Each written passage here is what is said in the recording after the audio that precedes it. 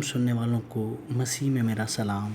ہمارے لیے آج کا کلام لوکا کی انجیل اور اس کا 22واں باب اور اس کی 17ویں آیت سے 23ویں آیت تک پڑھیں گے۔ پھر اس نے پیالہ لے کر شکر کیا اور کہا کہ اس کو لے کر آپس میں بانٹ لو، کیونکہ میں تم سے کہتا ہوں کہ انگور کا شیرہ اب سے کبھی نہ پیوں گا جب تک خدا کی بادشاہی نہ آئے۔ پھر اس نے روٹی لی اور شکر کر کے توڑی اور یہ کہہ کر ان کو دی کہ یہ میرا بدن ہے جو تمہارے واسطے دیا جاتا ہے، میری یادگیری کے لیے یہی کیا کرو۔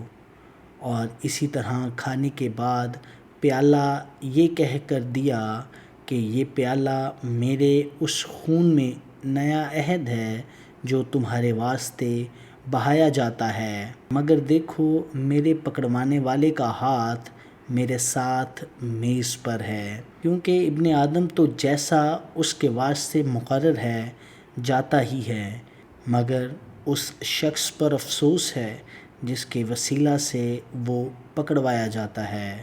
اس پر وہ آپس میں پوچھنے لگے کہ ہم میں سے کون ہے جو یہ کام کرے گا؟ آمین۔ خداوند کا پاک کلام پڑھا اور سنا جانا ہم سبوں کے لیے باعث برکت ہو۔